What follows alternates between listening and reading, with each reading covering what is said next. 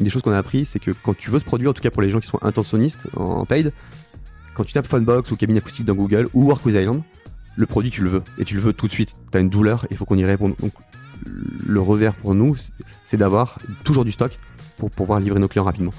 Mais ça demande une excellence opérationnelle qui est pouvoir livrer ce produit qui n'est pas un produit si simple à livrer et à monter.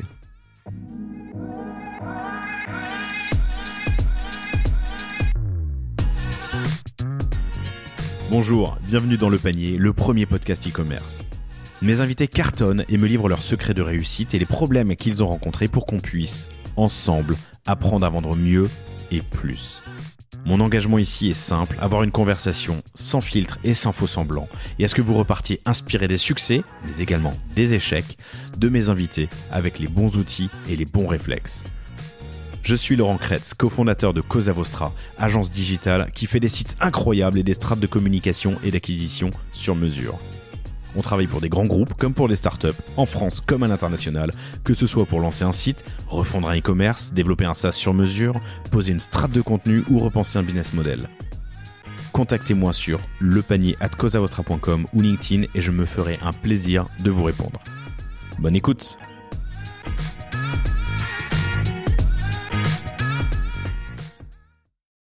Bonjour à tous, très heureux de vous retrouver pour ce nouvel épisode du Panier. J'ai la joie de recevoir Robin. Salut Robin, ça va? Salut Laurent, super et toi? Robin de Tiercent.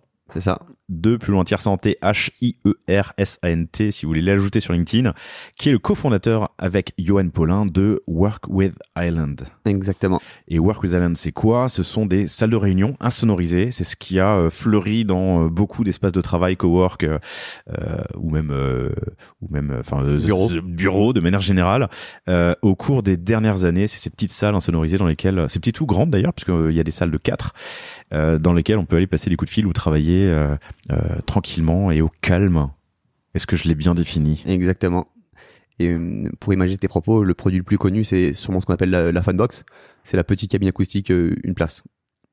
Belle aventure puisque vous êtes lancé, enfin vous avez commencé à réfléchir et à prototyper le sujet en 2019, lancement en 2020, en parallèle d'un premier enfant pour toi, mais et surtout du Covid et donc de la fermeture, pas la fermeture du bureau, mais on s'est quand même vachement moins déplacé.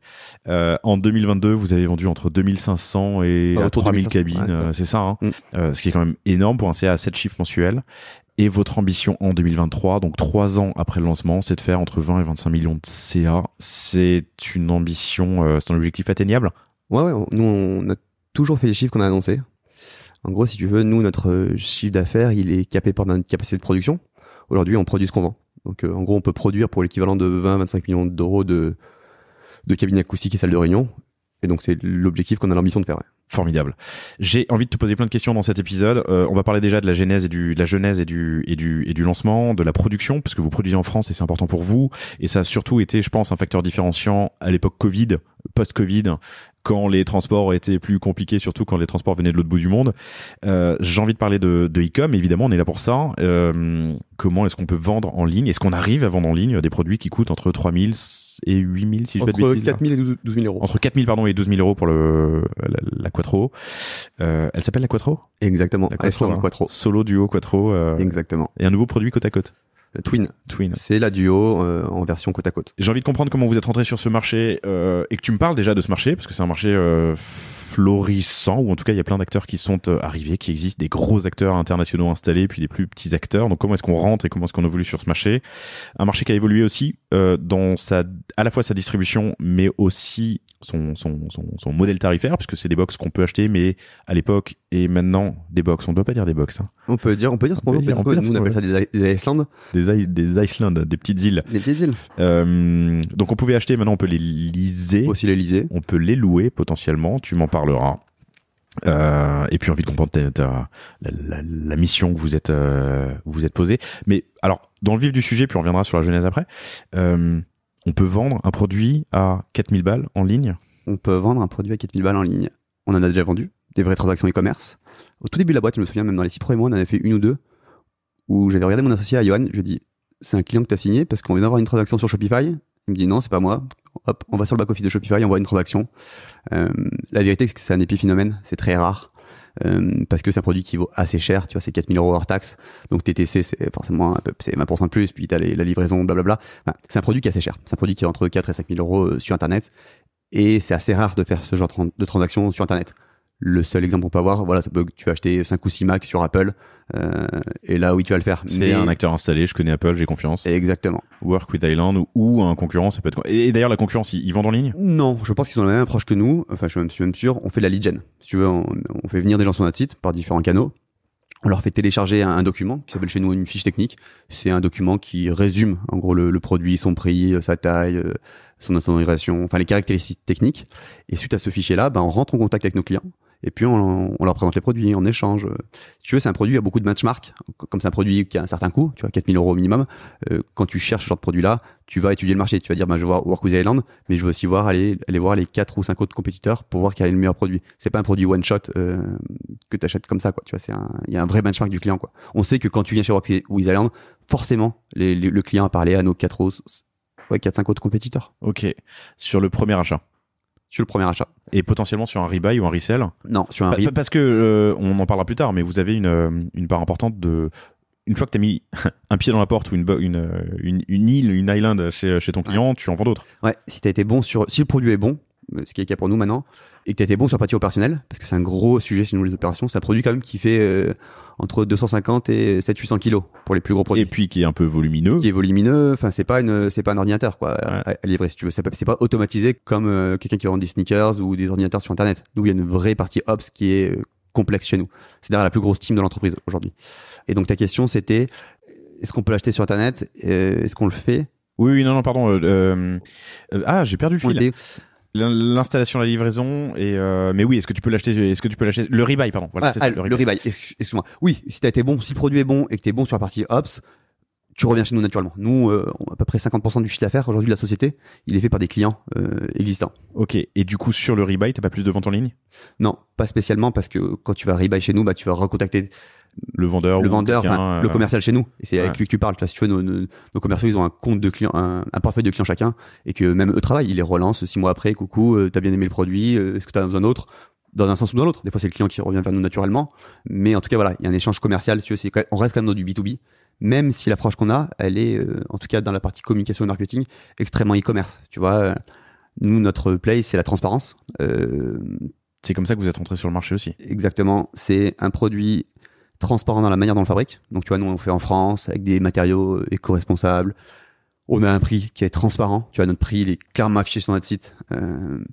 Et la distribution très transparente. On essaye de travailler le plus possible avec nos clients en direct, qui étaient d'ailleurs les 2 premières années de la boîte. On faisait quasiment que du direct, quoi. On faisait que du e-commerce like, enfin de la lead gen et après du direct. Puis après on s'est rendu compte pour plein d'autres raisons qu'il fallait qu'on travaille avec des middlemen, des distributeurs ou des agenceurs pour capter les plus gros clients, le CAC 40 et les grosses ETI.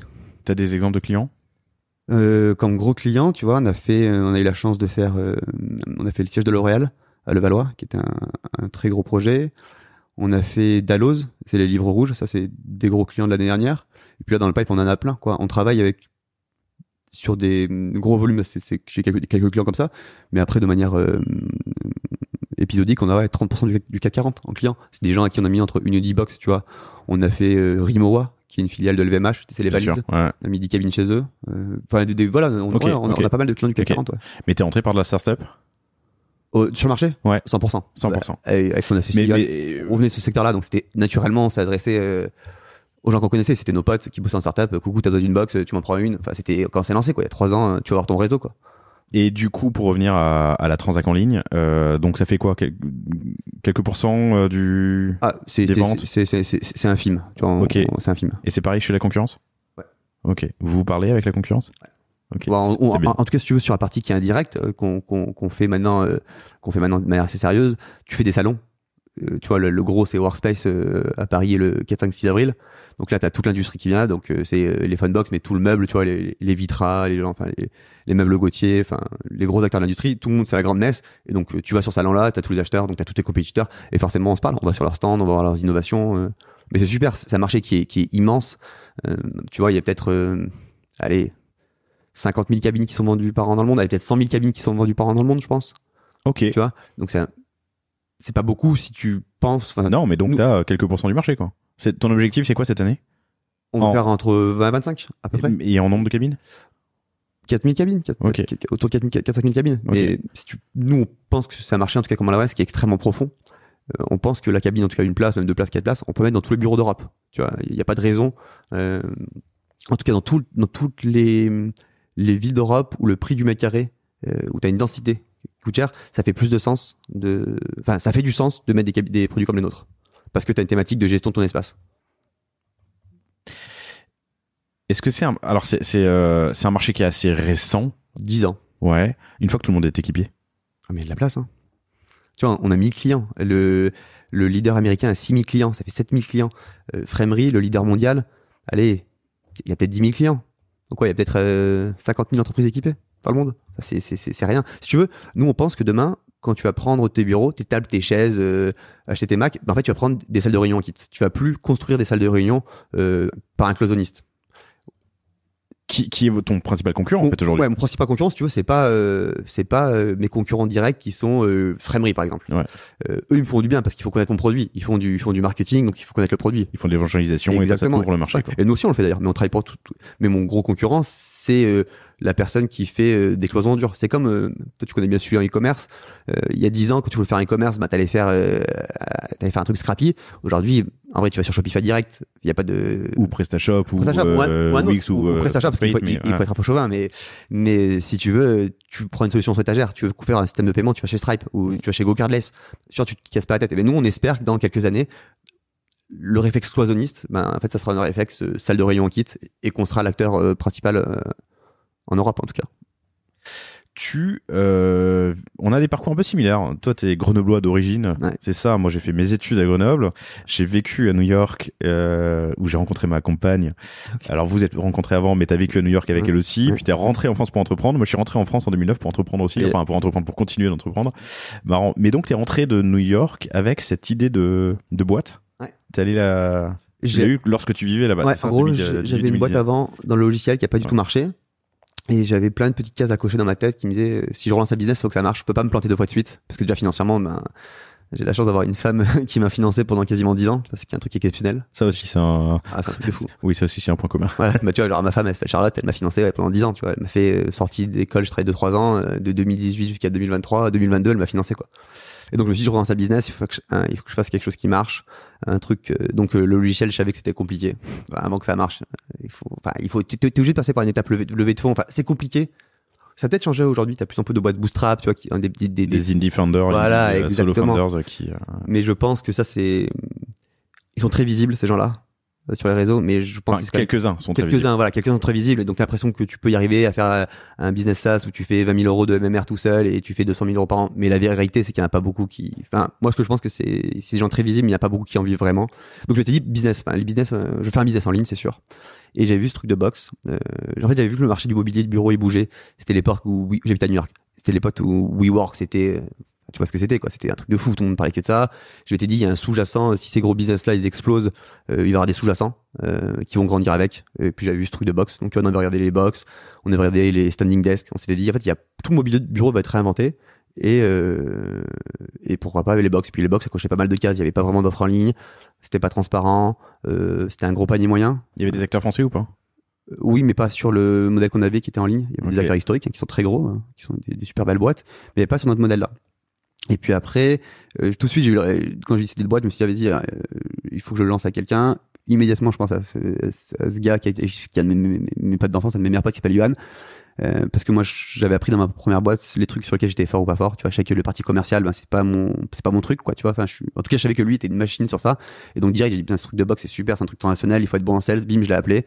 Lui était en poste dans une boîte qui s'appelait MedGo. Il bossait à Station F. Il bossait dans des box. On s'appelle. Il me dit, putain, mec, je suis dans une box comme ça. En vrai, il y a un truc à faire. Et puis on s'est chauffé quoi, on était potes, on était bien complémentaires, on s'entendait bien, on s'est dit vas-y on essaye et on s'est lancé, on s'est dit c'est pas trop risqué comme business. On se disait, enfin c'est ce qu'on se disait, c'est facile de raconter l'histoire après, on va les fabriquer, on va les vendre, blablabla, c'est facile. On s'était dit au pire on en vend 20-30 par mois, à 4 000 euros ça fait 100 000 euros par mois, tu vois à peu près, à la grosse baille, ça fait un petit million par an, on fait ça à 2-3 tranquille, pas trop risqué tu vois sur le business model, on réinvente pas la roue quoi, on prend un produit juste qu'on distribue d'une manière qui est un peu innovante sur internet, donc il faut une innovation produit qui soit en kit, facilement livrable. Mais tu vois, c'était pas Oui, mais c'est pas rocket science. c'est exactement, tu vois, c'est pas rocket science. On a pris un business, on a Intéressant. juste réinventé un produit pour le distribuer d'une manière différente. Et puis après, quand c'est lancé la QAnon, dans 2020, on se lance. La sauce, elle prend bien, tu vois. Le premier mois, je crois qu'on fait 100 000 €, tu vois. On se dit, putain, mec. Et puis, tu vois, on n'est pas ingénieur, quoi. On a fait tous les deux une école de commerce. On est un peu le prototype, tu vois. Blond aux yeux bleus, école de commerce. On se trouve qu'on fait 100 000 €. On se dit, vas-y, en fait, mec, on a 30 ans, on a la dalle, vas-y, on chauffe, on met un peu d'essence dans le truc, quoi. Et puis, vas-y. Ah, quand je lève le doigt, tu peux terminer ta phrase. Je voulais ok. pas t'interrompre. Non, Vas-y. je fais une parenthèse perso. Tu viens à New York avec ta compagne, Ouais. ta femme. Ouais. Ton futur associé, Yohan, ton pote d'enfance, Ouais. il est en France, il est embauché. Juste, il y a des conditions là. Ta femme, elle te finance Non, depuis mais 10 ans. ouais, Enfin, tu vois, est-ce que Moi, je sais que j'ai plus le droit de me rater. Parce que déjà, j'ai pas de cash. Et c'est pas moi qui finance. Donc, tu vois, je sais que le business sur lequel je me lance, il faut qu'il soit bon. Tu vois, genre vraiment, j'ai une espèce de matrix dans ma tête, case Excel. Ça, l'associé, c'est ça. Enfin, tu vois, je savais, ce business-là, c'était avec Yohan, quoi. Il y a pas de doute, tu vois. Je savais que ça faisait la team. On avait un bon business, bonne team. Pas trop de raisons que ça plante. On réinventait pas la roue. On faisait un truc qui marchait. Si on exécutait bien, ça allait le faire. Après, on est rentré dans la partie industrialisation qui a été un véritable casse-tête qu'on avait sous-estimé. Et ouais, le deal avec mon associé, c'est en mode, on se parlait tout le temps sur Messenger à l'époque. On se dit, vas-y, on chauffe pas, on y va pas. Et puis on fait un espèce de deal tacite qui est, vas-y, moi mec, je vais rentrer en France. Mais si je rentre, il faut que tu sois full time avec moi. Et puis on se dit, vas-y, on y saute à deux, quoi, dans cette aventure. Et puis lui, il avait une super poste dans une super boîte qui s'appelle Medgo, qui est une super boîte SaaS, qui cartonne. Et il pose sa dème. Et on est parti, quoi. Et je crois qu'il a posé sa dème. Ouais, enfin, il a commencé full time en avril 2019. Attends, il a posé sa dame ou il a pris une rupture co? Rupture co. Ok. Rupture co, excuse-moi, c'est un bien grand mot. Non, il a rupture co, tu vois. C'est important. C'est hyper important. Parce que sinon, il fait. Non, mais c'est important la différence. Bien sûr. Poser sa dame Mais- pour se lancer, c'est couillu, quoi. Ouais, En ouais. France. Non, en en France, mais ça, c'est vrai, c'est ça. Ouais. Mais ça se passe super bien avec ses boss, hein, tu vois. C'est les 3 fondateurs de Medgo, ils sont actionnaires chez nous. Made go? Medgo. Non, mais d'ailleurs, alors ils vont me taper dessus, ils m'ont engueulé. Ça s'appelle Hublot maintenant. Ah oui, ok, d'accord. Hublo. C'est une super boîte. C'était nos premiers c'était nos actionnaires. On a lancé la boîte chez eux. Ils nous ont passé des postes, tu vois. Trop sympa, les mecs. Ils disent, Est-ce que vous en achetez des bien sûr. ailes? Bah, au début, on leur dit, on se met dans vos bureaux, on vous met des box à disposition, bon, des protos, vous pouvez les utiliser. Mais nous, on a un bureau, enfin, on a deux sièges sympas pour bosser, quoi, gratos. Condition avec ton associé, tu te dis, ok, on se lance ensemble, mais tu démissionnes. On y va full time. On y va pas j'allais dire un gros mot, mais on y va pas au tiède, quoi. Ah non, on n'y va pas au tiède. On se dit pas condition, tu vois, on signe pas dans la main, tu démissionnes, et moi, je rentre de New York. On est assez potes pour Oui, être. mais on se dit, ouais, non, on se dit, vas-y, mec, on chauffe, quoi. Tu vois, on se dit pas, on essaye, puis on voit, blablabla. On se dit, non, vas-y, mec, on y va, on a 30 ans tous les deux, on s'entend bien, enfin, on sent qu'il y a un truc, quoi, tu vois. Ça frémit. Puis lui, il les teste à Station F, il voit que le produit, il est bien, mais que. Tu vois, on en parle autour de nous, puis tout le monde veut ses box, tu vois. Tu vois, on fait une espèce de truc quand on se lance, on dit, on met le proto, un proto qui marchait pas du tout sur LinkedIn. Salut, on va vendre des box 3500 €, c'était le prix à l'époque. Qui en veut? Bim, on se prend rafale de commentaires, on en veut. On se dit, ouah, putain, il y a un truc, mec, il faut les fabriquer, ces trucs. Et quand je te dis fabriquer, c'est que le produit qu'on avait à l'époque, ça tenait pas la route. Hein. Mais on sent qu'il y a un truc. En tout cas, voilà, on chauffe tous les deux, on Attends, se dit. reste là-dessus, 15 de secondes. Est-ce que je peux arriver à retrouver ce poste? Non, mais en gros, vous faites un proto? Ouais. Donc vous avez déjà. Alors, je suis pas parti. Ouais, ça, je peux t'en parler. La partie proto-usine, ça a été vraiment. On a totalement sous-estimé ça. Si on l'avait su, ce qu'on l'aurait fait, je sais pas, mais en tout cas, on a vraiment sous-estimé le truc. On a quand même 3 usines avant d'industrialiser le truc. Ils ne savaient pas que c'était impossible. Ouais, alors ils l'ont c'est fait. un peu une grande histoire, mais tu vois, nous on avait sous-estimé. En tout cas, et je pense que même les gens de l'extérieur, ils sous-estiment la technicité de ce produit. Quand tu présentes le produit à tout le monde, tu vois, c'est un produit qui vaut 4 000 €, les gens ils disent en fait, c'est une boîte, quoi. C'est 4 murs, 3 murs, une porte, un plafond, un sol, et puis pourquoi ça vaut 4 000 €, quoi? C'est des planches de bois. En fait, non, pas du tout. Il y a un truc qui est technique dans ce produit, c'est l'équilibre acoustique et thermique. S'il est trop acoustique, le produit il fait trop chaud dedans. Tu vois, au bout d'un quart d'heure, t'es en sueur.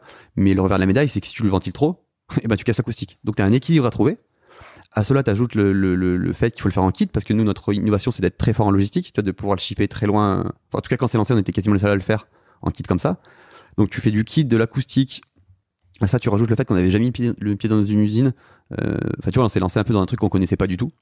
Et ça, on a fait une première usine en France. Ça a pas marché, on n'y arrivait pas, on n'était pas très mature, nous aussi, sur comment travailler avec une usine. Après, on fait peut-être une petite année au Portugal, à Porto. Donc là, on fait un peu d'aller-retour entre l'usine, on n'y arrive pas. Mais ça, c'est les premières boîtes les premières Iceland qu'on a vendues qui nous ont, en tout cas, fait rentrer l'argent. Tu vois, on a pu lancer la boîte avec ça et recruter notre premier employé. Qui s'appelle Ambroise, un mec super des arts et métiers qui nous a rejoint, qui nous a aidé à industrialiser un peu le modèle. Et là, on a trouvé une autre usine en France, en Vendée, qui est notre partenaire actuel, un de nos 2 partenaires actuels, avec qui on produit une grande partie de nos produits. Ok, made in France. Donc une année, en gros. Une grosse année pour un produit qui commence à tenir la route. Ok. Et donc ce premier, putain, j'ai plein de questions qui viennent. Mais le premier proto que tu mets sur LinkedIn, C'est une daube. c'est Une daube. c'est une daube. Mais Oui. donc c'est un proto existant. Ouais, c'est un produit existant. Même pour te raconter le truc, on va le choper. On va le choper à l'usine qui ont travaillé avec, historiquement. On se dit, on prend une petite voiture. Yann, il a fait un post sur ça récemment sur LinkedIn. On prend un petit camion, on rentre chez mes parents à Grenoble. Mes parents, il y a un grand mur blanc avec un parquet sympa par terre. On fait le shooting, on monte la box. En usine, on teste même pas le produit pour voir s'il marche acoustique. On est des fous. On arrive, on monte la box, je mets l'appareil photo, je rentre dans la box pour faire le shooting avec Yoann. Je dis, mec, tu m'entends? Il me dit, ouais. Il me dit, la porte elle est fermée. Je fais, ouais. Il me dit, bon, bah, ça marche pas. Et là, on se dit, waouh. Et nous, on l'avait déjà vendu comme des fous. On l'avait déjà vendu. En plus, on l'avait vendu à des boîtes trop stylées. Genre, on avait vendu à des grosses boîtes. On avait vendu à des grosses boîtes à qui on dit, on vous livre dans 2 mois, quoi. En fait, on les a livrés 6 mois après. Mais dans les boîtes, t'as des grosses boîtes, hein. T'as le leader mondial du covoiturage.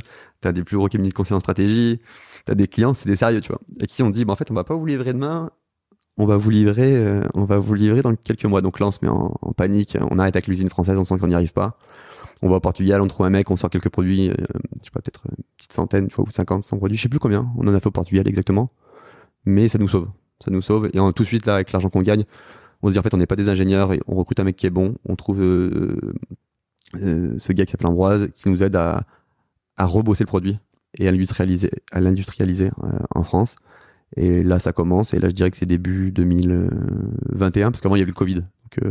Mais le Covid, paradoxalement, était une chance parce qu'on n'avait pas la pression des ventes. Si tu veux, il y avait moins de demandes, donc on avait aussi du temps pour industrialiser. Tu vois, on n'était pas en mode, on a plein de demandes, faut produire. Pas grave, on ship un produit qui est dégueu. T'avais quand même moins de demandes pendant le Covid, faut pas se mentir. Donc nous, ça nous laissait du temps pour industrialiser et ça permettait à nos compétiteurs qui avaient un peu le même modèle que nous, de pas arriver sur le marché tout de suite. Je comprends. Je reviens sur ce premier produit qui était améliorable, on va dire optimisable. Il y a un truc qui est cool avec ce que tu as fait, j'imagine. Comme tu l'as dit, c'est pas rocket science. C'est-à-dire que l'optimisation ou la réparation, c'est du bois, du tissu, de la mousse. Je veux pas simplifier. Je sais que c'est complexe. Non. C'est du bois. C'est du bois et on utilise du métis à l'intérieur de nos cabines, qui est un isolant acoustique que tu connais peut-être. Tu vois, quand tu promènes dans la rue, les grosses boîtes blanches qui s'appellent le relais, tu sais où tu mets des habits. Ouais. Tu vois, ces boîtes blanches que tu vois dans Paris ou dans les grandes villes où tu jettes un peu les habits la fast fashion. Ben, il y a une partie de ces habits-là ce qui est en bon état est redistribué dans des réseaux secondaires. Ouais. Et la partie qui est trop abîmée, il est maxé, et on en fait de l'isolant. Et c'est ça qu'on met dans nos murs. Comment t'as dit que ça s'appelait? Le métis, fabriqué par le relais. On en fait soit un isolant pour les maisons, soit un isolant, nous on s'en sert comme isolant acoustique, on prend une gamme qui est acoustique, qu'on met dans nos je vois, le truc qu'on achète aussi. Ok. Voilà. Et ça, c'est ce qu'on met dans nos cabines. Laine de coton recyclée. Exactement. Ok. En fait, on essaie de faire les choses bien. Et tu vois, on pense que c'est ce que les gens, déjà, on a envie de faire les choses bien, ça nous plaît à nous, ça nous tient à cœur. Mais on pense aussi c'est ce que les gens attendent, quoi. Aujourd'hui, si t'as le choix d'acheter un produit qui est fait en France à partir de matériel éco-responsable, ou un produit qui est fait au fin fond du monde, tu vas choisir le bon produit, le produit qui fait du sens. C'est intéressant. Le relais, c'est public ou privé?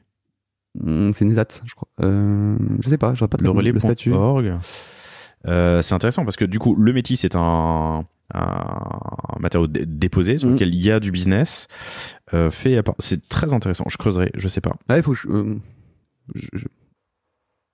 On creusera. Bref.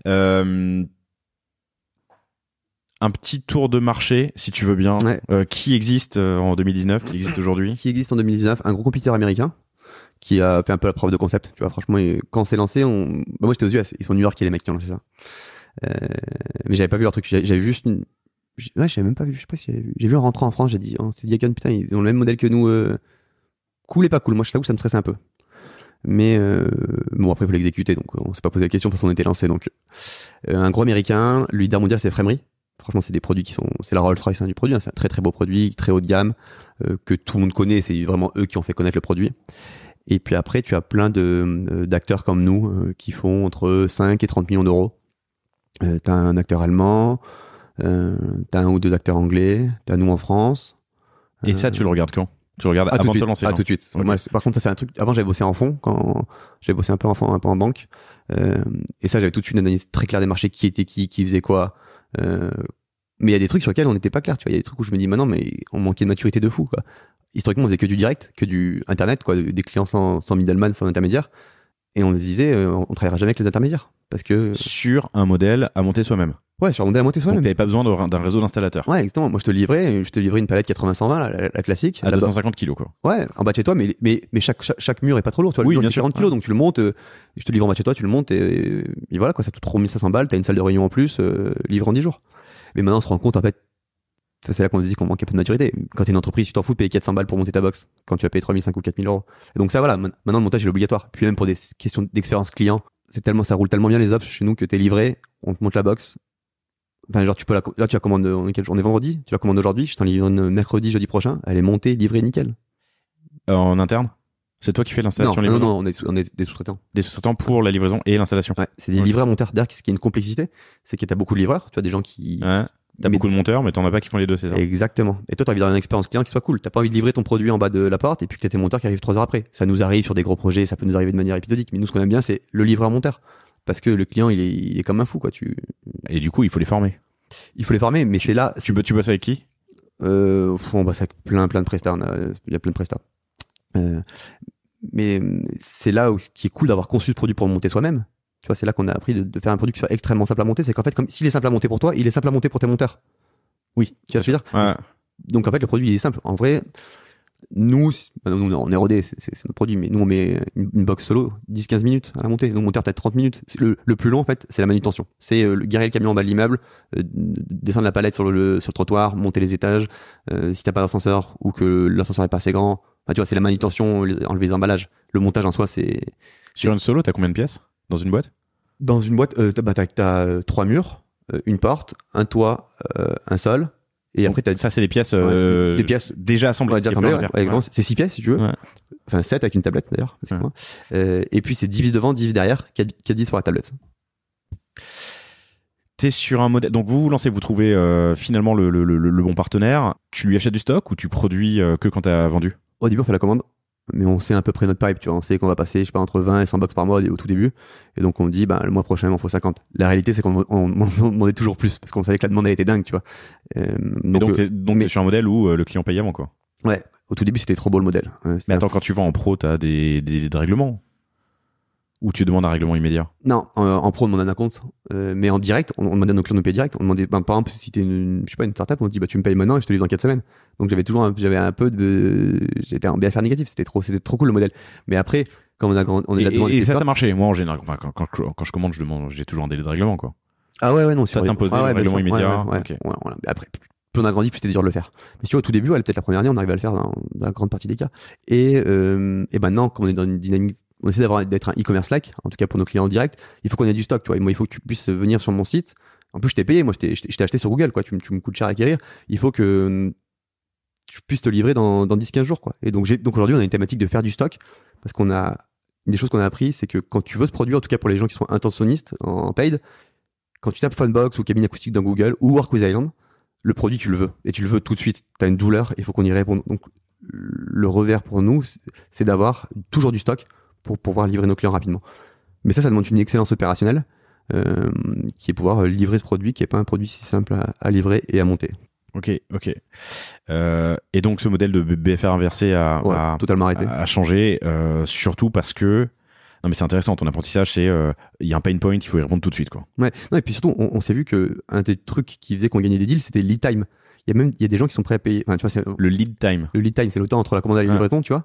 En e-commerce, t'as vu que ce soit hyper court. Tu vois, c'est 2-3 jours quand t'achètes une basket sur internet. Je dis pas qu'on veut faire ça, hein, mais en tout cas, les gens sont habitués à ça. Et nous, nos clients, on les considère comme des consumers. Tu vois, on les traite comme si t'achetais une paire de sneakers. Ça, c'est un apprentissage qui est hyper important et que souvent on oublie. Ouais, dans B2B, c'est des gens derrière. Exactement. Ton client en entreprise, c'est la même personne qui le soir achète des sneakers ou traîne sur Facebook ou sur Instagram ou TikTok, j'en sais rien. C'est la même personne, quoi. C'est pareil. Et il faut que le site, tu vois, peut-être nous ça peut encore l'image qu'on envoie, c'est ça fait encore startup, mais c'est cool notre site, tu vois, c'est pas un vieux site B2B où tu vois, nous on affiche notre prix sur notre site internet, ce que aucun de nos compétiteurs ne faisait il y a 4 ans. Tu vois, sur mon site, le prix il est affiché. Et on a même des gens qui sont tellement pas habitués à ce qu'en B2B on affiche notre prix, qui nous demandent le prix. Bonjour, est-ce que le prix c'est ça? Où est votre prix? Mais il est sur notre site. Donc, et ça, c'est vraiment notre play, quoi. C'est la play, c'est la transparence, quoi. Transparence made in France, prix affiché, tout le monde le fait aujourd'hui. Le marché qu'on a brossé rapidement tout à l'heure, donc quelques gros acteurs installés, mais Et ensuite, beaucoup de petits. Ça a beaucoup évolué. Beaucoup de nouveaux entrants. Ouais, pas mal de nouveaux entrants. Si tu veux, on n'est pas les 7 petits malins qui ont vu le trou dans la raquette. C'est juste que je pense que on est très bon en exécution. Et ça, franchement, mon associé, c'est une machine, quoi, pour ça. La partie Ops, bon, là, on est bien staffé en équipe, mais lui a vraiment géré les Ops avant qu'on soit rejoint par une grosse team Ops. Il a mis les Ops au carré, quoi. Et si tu veux, c'est un produit qui est technique, donc qui est gros à livrer. Donc si t'es pas bon aux Ops, bah, tu casses l'expérience client. Tu peux avoir un beau site internet, être cool au téléphone, des bons sales, être bon marketing. Mais si finalement, le seul point de contact avec ton client, c'est la livraison. Et nous, c'est la livraison. Le seul point de contact réel avec le client, c'est la livraison. Si ta livraison elle est pétée, bah non, tu casses tout le travail que t'as fait en amont. Et mon associé sur ça, il a fait un truc, c'est carré, tu vois. Même on a un peu des SAV, ça arrive des fois qu'on casse des pièces à la livraison. C'est un produit qui fait 250 kilos. Nous, les SAV, c'est en 48 heures à Paris, t'es réglé. Même pour dire, une grosse partie de notre business se fait en Ile-de-France. On a même en CDI quelqu'un au SAV qui va le faire. C'est même pas sous-traité cette partie-là. C'est-à-dire qu'il se déplace pour réparer. Ouais, on a un garçon qui s'appelle. Ouais, ok. C'est pas un ancien, c'est un mec qui s'appelle Simon qui bosse chez nous, qui est un scout et qui t'as un problème sur ta box, il se déplace à Paris. Et oui, tu peux penser que c'est pas scalable de devoir quelqu'un qui fait des SAV en CDI, parce qu'il est en CDI. Mais la vérité, on pourra avoir, si on fait 30 ou 40 grosses villes d'Europe, les gros hubs en Europe, c'est possible d'avoir 30 ou 40 personnes. De toute façon, la qualité de service, il faut qu'elle soit là. C'est comme ça qu'on va gagner. Si tu veux, on est sur un business de commodité. C'est comme des tables, des chaises qu'on fait. Ce qui va gagner, c'est la marque, l'expérience client. Et ça, c'est clé dans l'expérience client. C'est comment est-ce que Do things that don't scale. De toute façon, au début, il faut savoir faire des choses qu'on peut pas forcément porter à l'échelle si ça marche, mais ça, tu peux le porter à l'échelle. Ouais, mais c'est pas très scalable. Tu vas te dire de prendre en CDI des mecs au SAV. Déjà, il faut accepter d'avoir des SAV. Oui, t'as des SAV, tout le monde a des SAV, tu vois. On essaie d'avoir le moins possible. Franchement, on en a pas beaucoup pour le nombre de produits qu'on livre. Mais ouais, nous, on met le paquet sur ça. Et la plus grosse team de l'entreprise aujourd'hui, c'est la team Ops. Vous êtes combien ? On est 25. Faut accepter d'avoir du SAV. T'as un équilibre. Tu inclus maintenant des choses que tu n'incluais pas au début, donc le montage par exemple. Du coup, je me pose la question de la tarification par rapport à la concurrence, par rapport à vos enjeux à vous.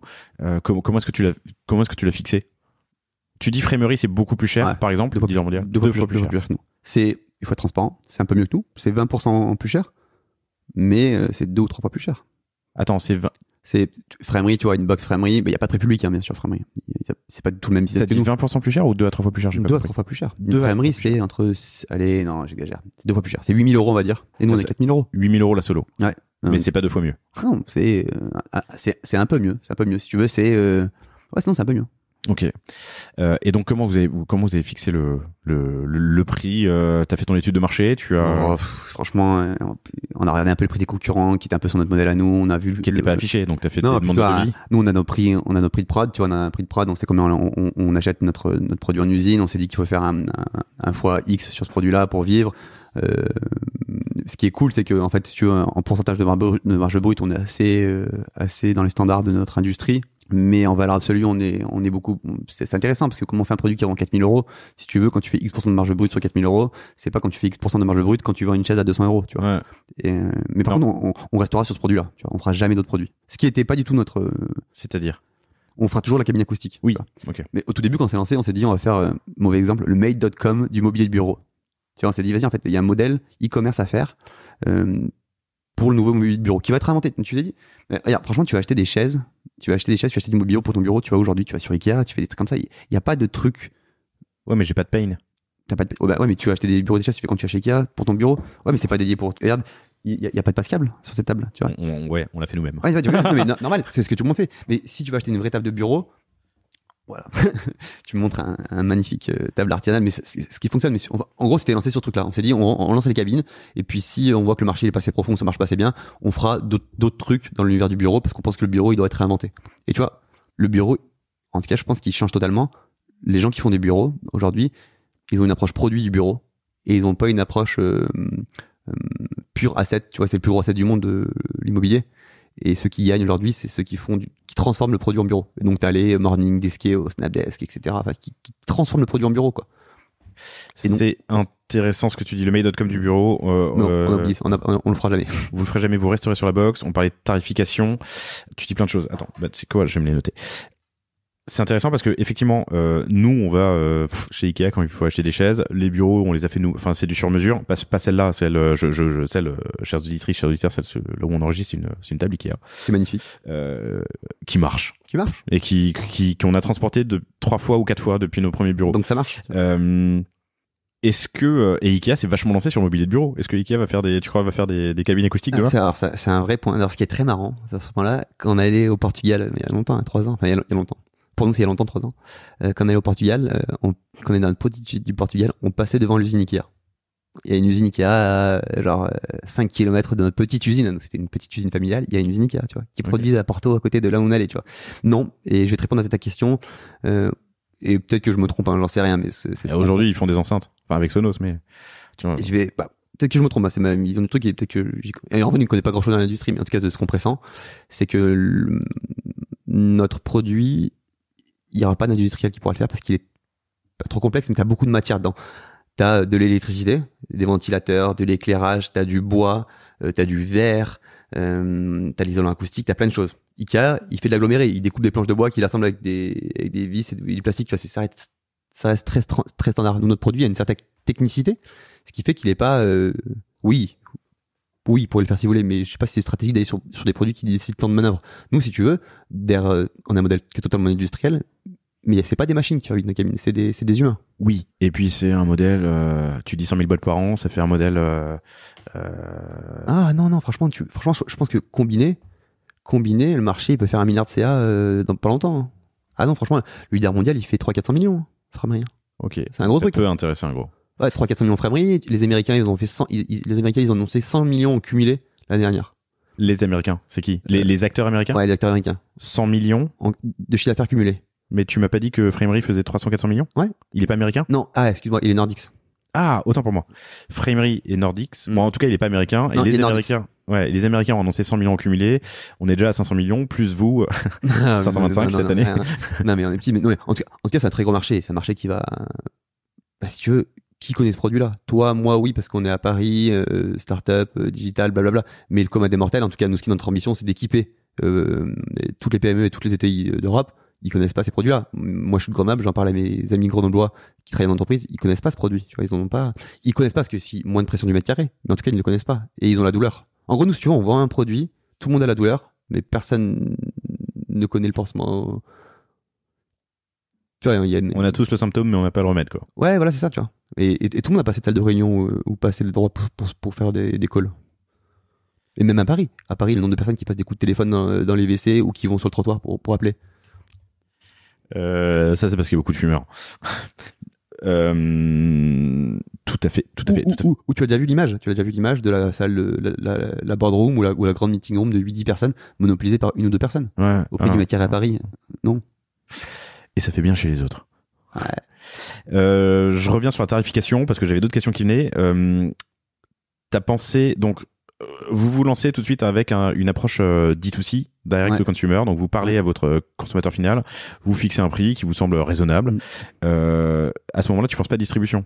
Parce que si tu bosses avec des installateurs, si tu affiches ton prix en ligne et que tu bosses avec des installateurs ou des distributeurs, et je pense qu'il y en a dans l'agencement de bureau, et tu vas m'en parler, eux, ils veulent un markup. Bien sûr. Alors ça, je t'en parlais, ça c'est marrant. Quand c'est lancé, on s'est dit, c'était une immaturité de notre côté sur la partie business. On se disait, ces personnes-là, j'y vais franco, c'est des passe-plats.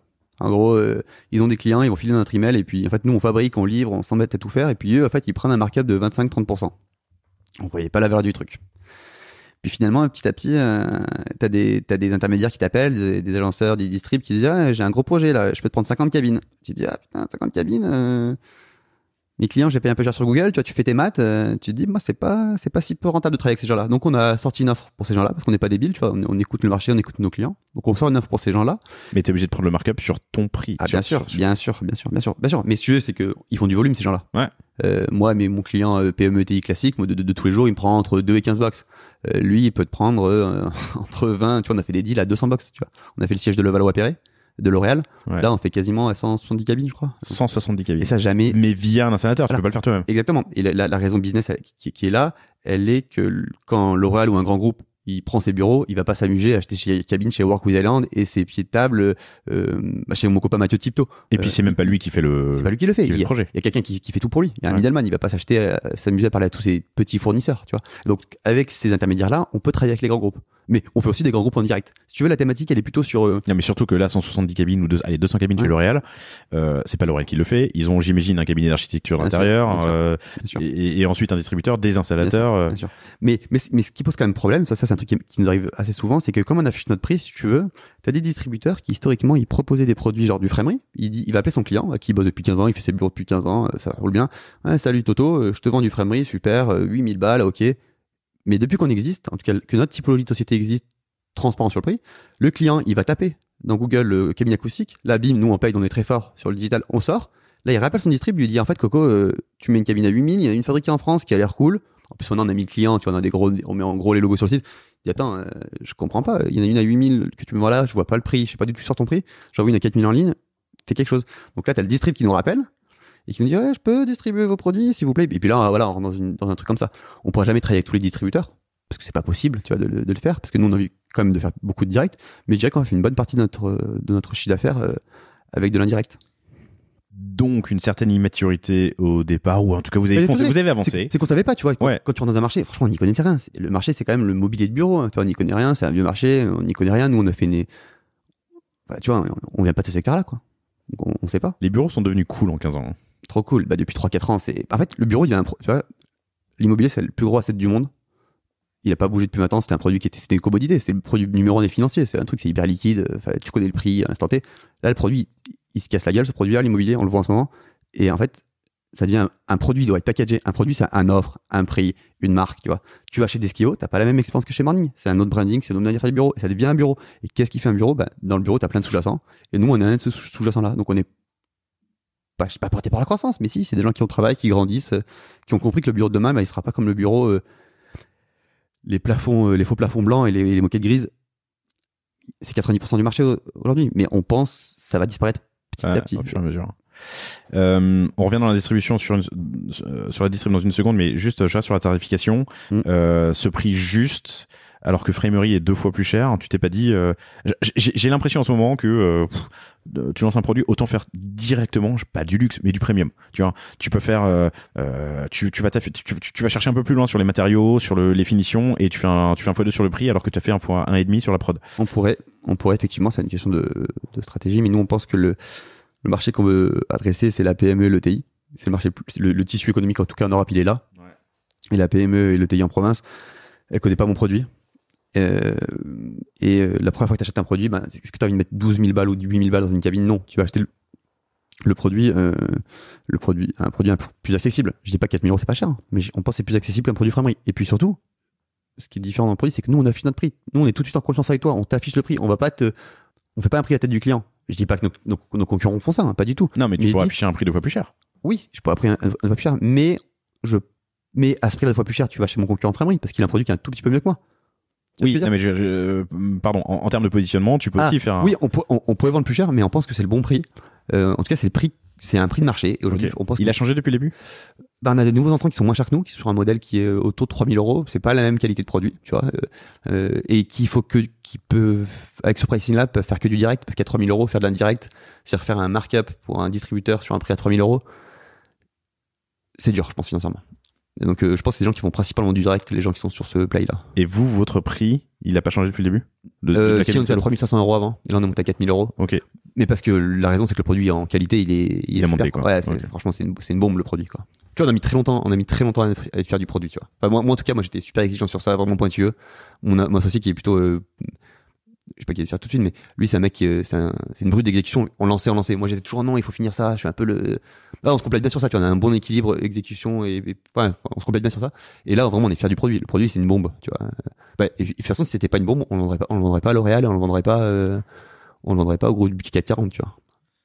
La phrase m'échappe, mais en gros, si tu es satisfait de ton produit au moment où tu lances, c'est que t'as lancé trop tard. C'est Red Hoffman qui dit de LinkedIn qui dit ça. Non. Ouais. Ah bah non, pour le coup, quoi. C'était une catastrophe. C'était même abusé. Cool. Donc je reviens sur la distribution. Ça vous permet surtout d'aller voir des grands comptes, c'est ça, de travailler avec des installateurs. Ouais. Et quelle est la part aujourd'hui de direct et de distrib? Moite. Ok. À peu près. C'est des apporteurs d'affaires ou ils vont plus loin que Ah ça? non. Nous, on travaille pas avec des apporteurs d'affaires. Ça, par contre, on a toujours dit non. On a toujours des gens qui nous contactent. Hein. Salut, t'as toujours des potes qui font des bureaux. Et salut Robin, jamais qui veut 10 cabines. Tu vois, tu fais des trucs comme ça, apporteur d'affaires. Nous, ça, c'est pas du tout notre délire. On veut que la personne avec qui on travaille, elle ait une valeur ajoutée. Sinon, on travaille pas avec elle. On s'est déjà assis sur des très gros deals de pur apporteur d'affaires. En mode, c'est pas notre délire. À court terme, on perd de l'argent, mais sur le long terme, on garde notre truc et on va gagner en étant réglo et honnête, enfin transparent. Non, c'est des gens qui font du conseil, qui ont une valeur ajoutée de dingue, qui vont te dire, je sais pas, il te faut 4 cabines, il faut ta salle de réunion, il faut qu'elle soit agencée comme ça, il faut telle chaise. C'est des gens qui font du conseil, tu vois. C'est des gens qui ont de la valeur, tu vois. On travaille pas avec les gens qui, enfin, non, les purs apporteurs d'affaires, non. Les middlemen avec qui on bosse, c'est des gens qui ont. Et c'est qui alors tes partenaires? C'est des architectures d'intérieur, c'est quoi? On peut avoir des gens qui sont des gens comme Moore Design, par exemple, que tu connais peut-être, c'est une super boîte qui fait du conseil sur l'aménagement de bureau, qui fait aussi de la distribution de mobilier, mais qui est très fort, qui a vraiment une valeur ajoutée incroyable, parce que ça fait 20 ans qu'il fait du bureau, il sait ce qui marche, il sait ce qui marche pas, il sait capter un besoin client. C'est des gens qui vont prendre de plus en plus de valeur parce que le bureau devient un produit. Et puis après, t'as des gens comme Yemanja, peut-être que tu connais, Quentin et Marie, d'ailleurs qui étaient des anciennes PrestaShop, qui ont monté une agence qui s'appelle Yemanja, qui te font des bureaux de A à Z, donc qui t'apportent du conseil, qui vont te dire... je sais pas, t'es 30, il faut que t'aies tant de salles, tel siège. En gros, leur pitch, ils mettent la culture de la boîte avec dans l'équipement, l'agencement de ton bureau, tu vois. Et du coup, toi, comment est-ce que tu gères ton offre? C'est dégressif en fonction du volume. Si un consumer direct, donc une boîte, si moi je t'achète 30 boîtes, est-ce que j'ai le même prix que... Et évidemment, Okay. que sur un gros volume, je vais faire quelque chose. Mais si tu me prends 1, 2, 5 box, je te fais pas de prix. Non, mais ton installateur, il va t'en prendre a priori plus. Et Ouais, c'est comme mais ça on a déjà fait des lui, très gros son markup. Ouais, on a déjà fait des très gros deals en direct où on sait faire on sait être créatif, tu vois. Si tu me prends, toi, Laurent, 100 box en direct, bien sûr que je vais faire quelque chose. Moi, nous, en fait, on est assez, pas bête, mais mon coup d'acquisition online, je le connais. Donc, Et du coup, toi qui as commencé, on se disait ça au début de l'entretien, mais par des startups et par votre réseau, ces installateurs vous ont donné accès à d'autres types de... bien sûr. Ok. Ouais, bien sûr, on a appris trop de choses. Ouais, quand tu travailles avec des grands groupes, un immeuble IGH, je savais pas ce que c'était il y a 18 mois, tu vois. C'est un immeuble de grande hauteur, donc t'as plein de normes, t'as plein de trucs à respecter. Immeuble de grande hauteur, IGH. Ouais, Okay. exactement. Et je crois que la hauteur c'est 18 ou 28 mètres, et la raison pour laquelle c'est 18 ou 28 mètres, je crois que c'est 28, c'est que c'est la taille d'une échelle de pompier. Et c'est un immeuble de grande hauteur, c'est un immeuble qui dépasse la taille d'une échelle de pompier. J'avais lu ça, je m'étais dit pourquoi ça s'appelle ça un immeuble IGH? Et la raison dessous, c'est que puis après, donc tous ces immeubles-là, t'as des normes. Puis après, t'as des normes environnementales à respecter quand tu vas dans ces immeubles. T'as plein de choses comme, enfin, c'est un autre. On leur vend le même produit, mais c'est des gens qui nous attendent bien plus élevés. Okay. Tu vends pas des box à L'Oréal comme quand tu vends des box à une ETI ou une PME. C'est dans Google, c'est dans Wikipédia, pardon. Immeuble de grande hauteur, 28 mètres effectivement. 28 mètres, voilà. Alors 25 en Allemagne, 22 en Allemagne, 25 en Belgique, 28 en France. Ah, nous, on a les meilleurs, 18 au Royaume-Uni, ils ont des plus petites échelles. Exactement, on a des grandes échelles. Ouais, c'est ça. Faut toujours prendre un truc en plus. La France. Oui, donc je reviens sur ta clientèle. Tu as commencé par des startups, tu bosses avec des grands groupes. La question qui me taraude évidemment, c'est que l'évangélisation de ce marché de la cabine acoustique s'accompagne aussi de l'explosion du coworking ces 10 dernières années. vous avez des clients cowork, tu as parlé de Morning tout à l'heure, de Deskeo.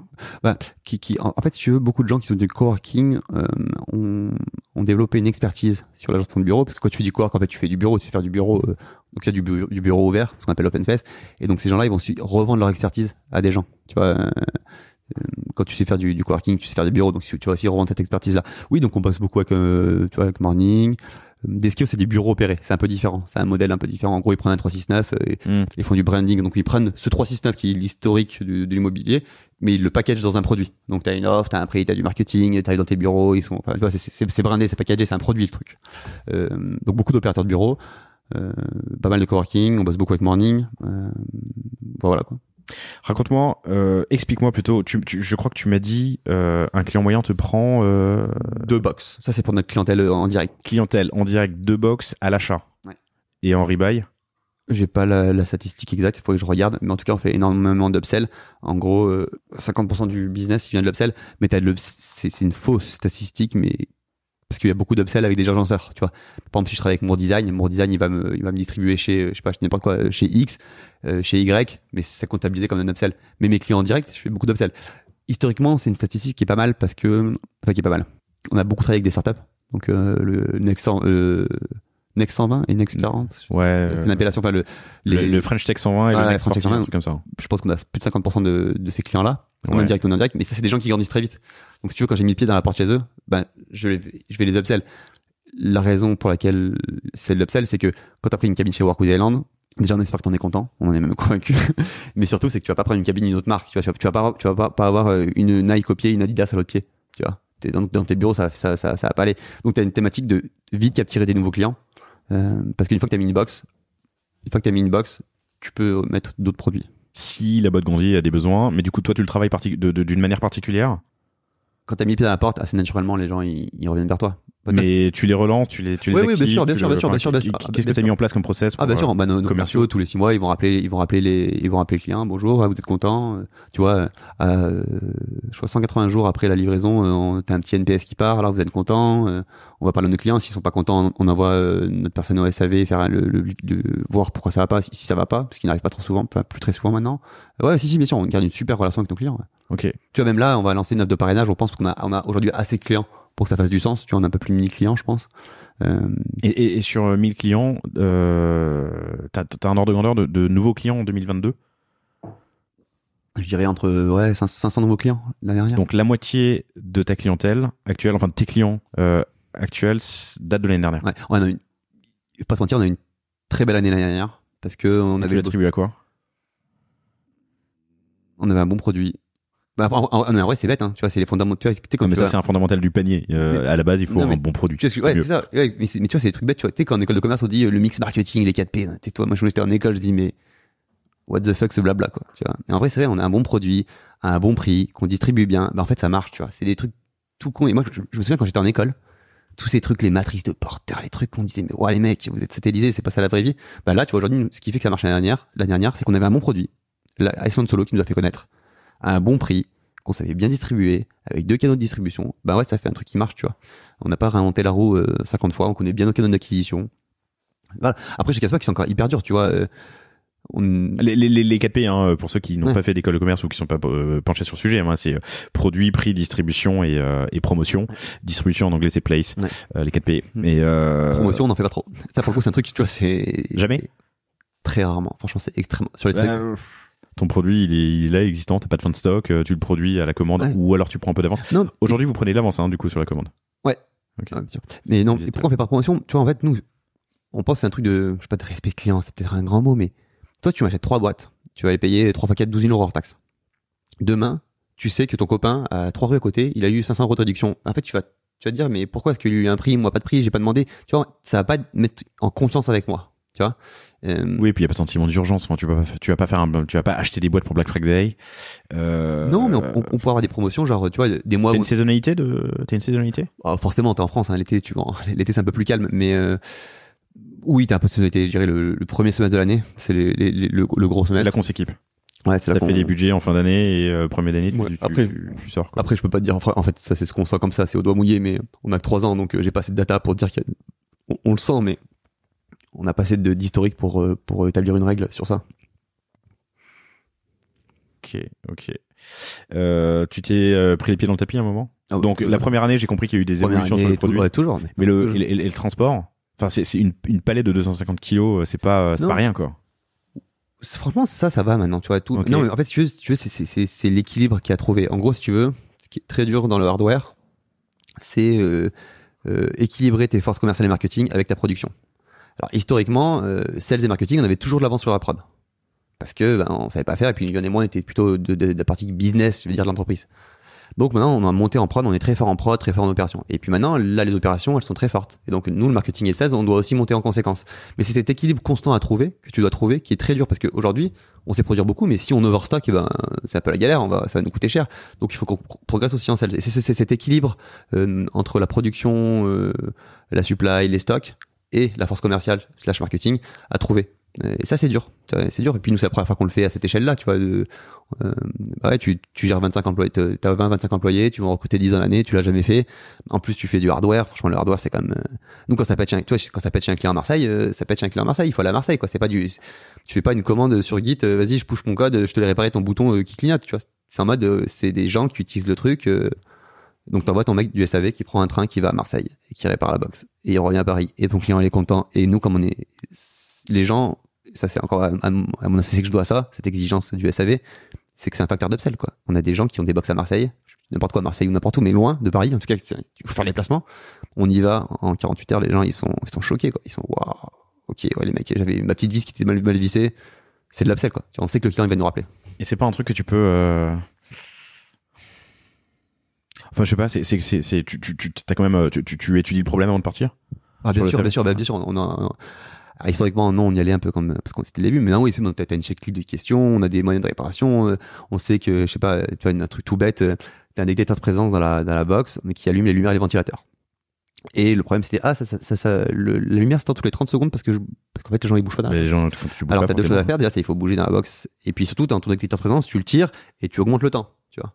Et ça, historiquement, on disait aux gens de le faire au téléphone, blablabla. Et là, maintenant, on a appris ça. Maintenant, en usine, ils pré-règlent sur plus de 10 minutes le minuteur. Des petits learning comme ça, day-to-day opérationnel, on en a plein, tu vois.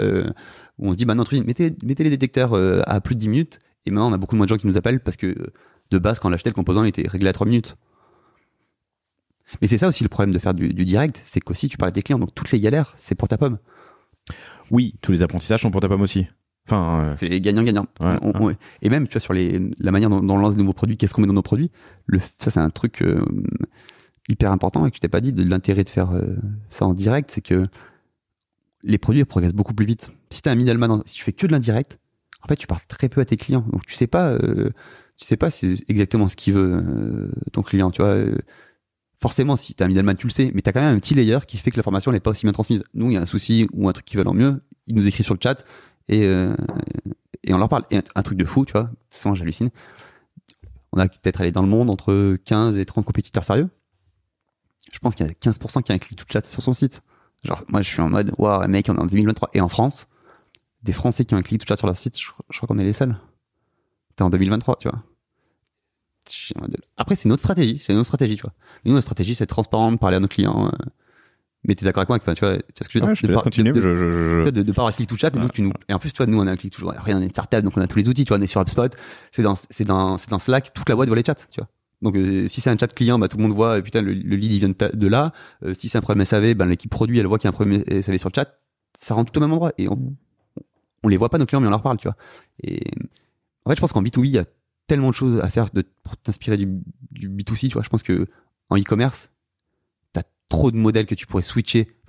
Mais et du coup, pour rentrer dans l'e-commerce, en parler un peu, il y a plein de sujets que je trouve sur ton site, d'éléments que je trouve sur ton site qui sont de l'inspiration e-commerce grand public, non? Genre le 100 jours pour essayer. Mais c'est ce que tu disais tout à l'heure, tu vois. En fait, la personne qui est derrière son ordinateur, la journée elle est au boulot, le soir elle est chez lui.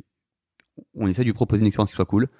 Quand tu commandes sur internet, je sais pas, je vais prendre un exemple des matelas, tu vois, Teddy Bear, soyons chauvins, c'est Bell in a Box, tu vois, c'est le modèle des Américains. Et t'as 100 jours pour essayer. T'as 100 jours pour essayer. Et puis c'est livré chez toi, tu sais quand c'est livré, t'as un petit lien de tracking. Pourquoi est-ce que toi en B2B, tu dois avoir la souffrance de devoir demander un devis, attendre 4 jours pour avoir ton devis, le prix, on va te le dire, mais on va savoir combien de box tu vas prendre. Ah putain, en fait, si t'as un grand compte, on pense que t'as un peu d'argent, donc on va la vendre plus. Tu vois, c'est quoi l'expérience que tu proposes à ton client? Et en fait, le client, au bureau, la journée, c'est une personne, mais le soir, c'est aussi une personne. Pourquoi est-ce qu'il a pas la même expérience? Et nous, on pense qu'on gagne pour ça. Hyper intéressant. Et donc, il y a plein de trucs que je pense à faire. T'as d'autres inspirations, justement, que... En B2B, pas trop, tu vois. Nous, ce qui est dur, c'est que notre modèle, on est un peu les seuls dessus. Enfin, les seuls dessus. Il y a nos compétiteurs, mais des B2B qui font du D2C. En gros, qui ont une approche consumer de ce truc-là. Pas tant, tu vois. Et je pense qu'il y a plein d'opportunités de business à faire sur ça. Proposer une super expérience client B2B, franchement, c'est chaud. Je prends en note ce qu'on vient de se dire, je trouve ça intéressant. On s'est parlé, alors on se connaît depuis un bout de temps, tu me l'as rappelé, parce que moi je me souvenais de toi. Dans une autre vie, je l'organisais il y a 15 ans, des compétitions de pitch de start-up. C'était le plus gros événement récurrent mensuel à Paris. On recevait 300 à 400 personnes tous les mois pour un truc qui s'appelait Start in Paris, que j'organisais avec mon ancien associé Jonathan Benoudis, que j'embrasse. Et tu étais venu, à l'époque, tu avais accompagné ta future femme, voilà. Mais on s'est reparlé, pardon, tout ça pour dire quoi? On s'est reparlé il y a 3 ans, au moment où tu lançais. Aujourd'hui, il y a combien de box dans le monde?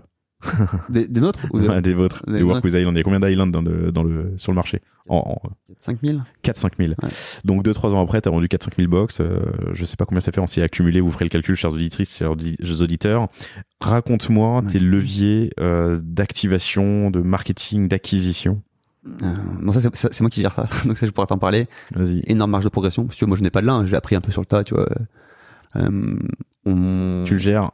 Je pilote. Tu pilotes. Je pilote des freelances. Des freelances. Ok. Ouais. Je pilote des freelances. On a le canal numéro 1, qui était le canal un peu historique de la boîte, avec qui on faisait du direct, c'est Google. Franchement, c'est d'une performance. Bon, on est sur un marché de niche avec un gros panier moyen. Donc, je peux payer mon client cher, je peux payer mon clic cher, et en vrai, il n'y a pas 15 000 annonceurs. Il n'y a pas 15 000 personnes qui font du Funbox. Donc, tu vois, on est 4-5 à faire du e-commerce. Enfin, du e-commerce-like. Donc, Google. Qui marche. Qu'est-ce que les gens recherchent? Les mots-clés, Funbox, cabine acoustique, Funbooth. T'as un univers de 10-15 mots-clés qu'on capte très bien. Et c'est Room dont tu m'avais parlé il y a quelques années que je cherchais. Ouais, Room.com. Lui est américain? Yes. Ok. Gros? Énorme. Inspiration, enfin de ouf, exécution de ouf. Franchement, ouais, belle boîte. Ok. Belle boîte. Mais bon, tu vois, eux, ils ont fait 100 millions cumulés. Tu vois, je pense que derrière, ils ont peut-être fait 50 millions. Ils ont levé 40 patates.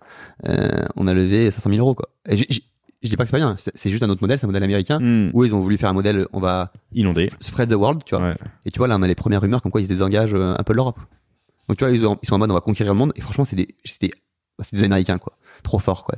Les mecs, ils ont vers États-Unis, Europe, Australie. Enfin, c'était un modèle de fou, quoi. Tu te dis, les mecs, ils vont trop vite. Il y a du monde hein, sur Phone, espace, box, dans Google France, enfin Google FR, en fenêtre anonyme. Il y a du monde. Il y a du monde. Ouais, il y a du monde. Mais si tu veux, ça c'est la partie marketing où il y a du monde. Mais après, ce qu'il faut, c'est dérouler les opérations derrière. C'est ça qui est dur, c'est de les produire, ces box, c'est de les livrer, de les vendre. Je dis pas que c'est facile de les vendre. Hein. Pas du tout. C'est même compliqué parce que c'est compétitif.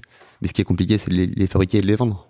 Et 5 annonceurs sur la page d'accueil, plus du Google Shopping. Il y en a 9, dont la moitié sont les vôtres d'ailleurs. Ouais, mais ça c'est marrant, on aime plus que ça. Ouais, 1, 2, mais ça dans une stratégie shopping qui est pas mal. 3, 4, 5, 6, 7 sur 9 annonces en, ça, je t'explique. En Google Shopping. Ça, c'est une raison, tu vois. Il y a des, genre, Iceland Twin, c'est un super produit. On sait pas si on va en vendre des millions. Ça nous élargit la gamme. Mais sur Google Shopping, bim, je viens prendre de la place. Hop, je rajoute un produit et quelques couleurs. Et tu vois, nos compétiteurs sur notre modèle à nous. Intéressant ce que tu dis. Ouais, comme vous avez une profondeur de gamme assez. Donc il y a 4 produits aujourd'hui. Hein. Il y a la Solo, la Duo, t'es face à face, la Twin, t'es côte à côte, et la Quattro. Donc 4 produits. C'est vrai que si t'as un produit pour inonder Google Shopping, ça va être compliqué. T'es mal. Et nous, notre produit, ce qu'on a fait, c'est qu'on l'a mis en 5 couleurs. Donc t'as le gris qui est le modèle qu'on a dans tous les sens. Mais là, je pense que sur Shopping, je vois pas la page que t'as, mais t'as forcément nos 4-5 couleurs. Donc en fait, déjà bim, Shopping, c'est chez moi. Ouais. Ciao. Et puis après, à condition d'être le meilleur enchérisseur. Oui, en chéri. Bien sûr. En chéri-cher. Bien sûr, en chéri-cher. Oui, donc la couleur, tu vois, c'est super pour ça. Même si tu vois, je pense qu'on va faire peut-être 15, j'ai pas la stat, mais ouais, peut-être 15-20% de couleurs, même peut-être 10% de couleurs sur le chiffre d'affaires de l'année dernière. Mais ça prend de la place dans Google. Ok. Et dans le bandeau du haut, tu vois plus de Work with Island. AdWords, ton premier canal. Ouais, de loin. Et après, apprentissage, tu me disais, vu le panier moyen et comme vous avez une marge, confortable. Tu peux te permettre de payer du clic. C'est du clic que tu payes combien? Cher. J'ai vu des clics, je sais pas si c'est Google qui a bugué, mais j'ai déjà vu des clics à plus de 15 euros, quoi. Mais non, je suis à CPC. Après, il faut dire la vérité, hein, les CPC moyens, on est entre 7 et 10 euros. Ok. Mais c'est cher, hein. Ouais. Le mec qui clique sur ton annonce 10 euros, tu vois, Et tu connais ton taux de transfo? Très dur à calculer. Alors ça c'est un truc pareil, tu vois, que j'ai appris. Moi je venais pas du e-commerce. Et en plus on est en B2B. Moi j'étais en mode il faut faire de l'attribution. Il faut que je connecte mon CAC. J'étais en mode fou. Je me faisais des dashboards sur HubSpot. Moi aussi il est assez chaud d'HubSpot, tu vois. Et il m'aidait tout ça. Je me cassais la tête tout ça. Et en fait tu peux pas faire d'attribution dans notre business. C'est trop compliqué. Mais à la grosse maille, je sais combien je donne à Google chaque année et je sais ce qui sort à la fin. Toi ton but c'est de la notoriété, c'est pas de la transfo. C'est que quand le mec il cherche une box, tu fasses partie des boîtes qui va considérer. Des boîtes au sens de société. Bien sûr. Ok. Mais non, mais après on fait que de la perf. Hein. Tu vois, genre là c'est la première année et pareil, on apprend des choses, tu vois. Où justement on fait que de la perf. Moi je voulais que du ROI, tu vois. Je voulais donner un Google et ça fasse X derrière. Le ROS, on fait un peu d'attribution. Hein. Le ROS, je peux même pas te le dire, il est dingue. Mais maintenant, une année où en fait on connaît le nombre de requêtes. Imaginons que je sais pas qu'il y a à peu près 30 ou 40 000 requêtes sur mon univers de mots-clés. Ça, je le capte. Tu vois, je vais le faire. En shopping, je suis partout. En search, je suis partout. Ça, je le capte tout. Mais comment est-ce que si je m'arrête là, si je fais pas de la brand, si je fais pas de la noto, donc plafond de verre. plafond de verre de fou. Ok. Je vais refaire X millions d'euros l'année prochaine. Donc on a lancé du social, tu vois, on a essayé social, on fait du LinkedIn. Bon, c'est beaucoup plus cher, forcément. Beaucoup plus quali potentiellement. Même pas, hein. Je sais pas, tu vois. Non, c'est pas intentionniste. Franchement, ouais, c'est pas intentionniste, exactement, c'est ça le mot. C'est pas un des intentionnistes. Après, on a que 7-8 mois, donc pas beaucoup de learning, tu vois, encore pas beaucoup de data. En plus, c'est externalisé, donc c'est plus dur. Enfin, on n'a pas le truc in-house pour le faire, mais ça marche. Tu vois, on est à peu près, on est ISO, tu vois. Google, mon client, je suis rentable dès le premier produit. LinkedIn, je dois être à peu près à 0, mais je sais que il y a une petite chance que je l'upsell. Et puis ça fait aussi de la noto. Tu vois, toi tu m'as vu sur Google, ben peut-être me voir sur LinkedIn. Toi j'ai plusieurs touchpoints. Bien sûr. Ouais. Et après tu as des trucs sur LinkedIn qu'on n'utilise pas encore, mais tu vois on pourrait, je sais pas, imaginons qu'on a un appel d'offres pour L'Oréal et qu'on est en phase de décision d'appel d'offres. C'est comme ça que ça se passe dans les grands groupes. T'as des AO. Et dans l'AO, moi je pourrais très bien dire, vas-y, push en social du Work with Island sur LinkedIn au décideur. Tu vois, et ça on l'a jamais fait parce qu'on n'en a pas encore la stratégie. Mais c'est un sujet sur lequel on se muscle et tu vois on est en train de recruter quelqu'un qui va reprendre tout le page chez nous, en tout cas toute la stratégie acquisition chez nous, parce que moi je plafonne un peu aujourd'hui quoi. Un petit truc hyper intéressant que tu viens de dire, enfin tu dis plein de choses intéressantes Romain, mais aller viser la boîte que tu es en train de pour laquelle tu es en appel d'offres, c'est pas débile, hein. Tu vois, genre tu as un appel d'offres à 700 000 euros, ça nous arrive de temps en temps, tu vois. Et t'as tes 15 concurrents, ben tu vas avoir tous les acheteurs, tous les décideurs, et tu vas cramer 10 000 balles de paid, tout le monde t'a vu, t'as un truc, tu vois, t'as un truc. Et puis nous on a la chance d'avoir un site e-commerce, donc tu vois, les gens ils voient un truc, ils viennent sur ton site, ils voient tes produits, il faut qu'on raconte plus d'histoires sur notre site, c'est un peu trop transactionnel, mais ils voient mes produits, ils voient mon prix, alors que mon concurrent déjà son site internet il est pas le même, c'est pas la même approche quoi. C'est différent. Tu vois, nous on fait un shooting chaque année. Tu vois, c'est un shooting, tu vois. Donc concurrent, il faut que des images 3D intégrées. C'est une autre approche. C'est juste nous on a une approche marque. Et tu vois d'ailleurs, on achète notre marque depuis. On a mis longtemps à l'acheter. Je sais pas pourquoi j'ai mis si longtemps à le faire. Depuis je dirais 2 ans. Et en vrai, maintenant on a plus de cherche marque que de cherche sur nos mots clés. Alors c'est bien parce que t'as une notoriété augmentée. De ouf. Et je paye pas jamais clic. Mon clic il me coûte rien. Et tu vois d'ailleurs c'est marrant, les 2 nouveaux entrants étrangers qui sont entrés sur le marché français, ils ont acheté notre marque cette année. Dans leur annonce c'était et donc moi après j'ai écrit au mec, j'ai dit voilà qu'il fallait arrêter, donc ils ont arrêté. Mais notre gros concurrent allemand il a acheté notre marque. Oui, il est pas obligé d'arrêter hein. Mais il a arrêté pour le coup. Et parce que non, surtout il utilisait notre marque dans l'annonce. Tu sais, tu peux le faire, c'est autorisé d'acheter la marque de compétiteur et de sortir, ouais. Mais tu peux pas utiliser Work with Island dans ton annonce. Et lui genre c'était c'était le concurrent allemand. Et il utilisait mon produit à l'intérieur même de son annonce. Ça, ouais, je comprends. Si vous allez chercher sur Google et que vous tapez Work with Island, effectivement Work with Island remonte, mais il y a Moore qui est un installateur et qui a dans l'annonce Work with Island, tu l'autorises parce que c'est un très bon partenaire. C'est un bon vecteur de business. Ok, Google Ads, les autres. Alors, il y a un énorme levier d'activation qui est le bouche à oreille, j'imagine, ouais. Un client satisfait qui va en parler. T'as 500 nouveaux clients l'année dernière. Comment est-ce que tu les... Puis après, on a des commerciaux qui font la chasse. Tu vois, on a une équipe commerciale de 5 personnes qui vont chercher des clients. Tu vois, c'est pas du tout... Tu vois, ça va être le pur e-commerce, c'est 30% l'année dernière. Donc le reste, c'est de l'upsell et faut 30% de 3000 box, c'est bien. 1000 bots. Ouais, c'est du chiffre d'affaires. Ok, 30% de quelques euros. Mais non, et après on a des commerciaux, on a une équipe commerciale de dingue. Tu vois. Combien ils sont ? On est 5. Ok. On a quelqu'un qui pilote ça, et après tu as 2 personnes qui font plutôt de l'account management des grands groupes.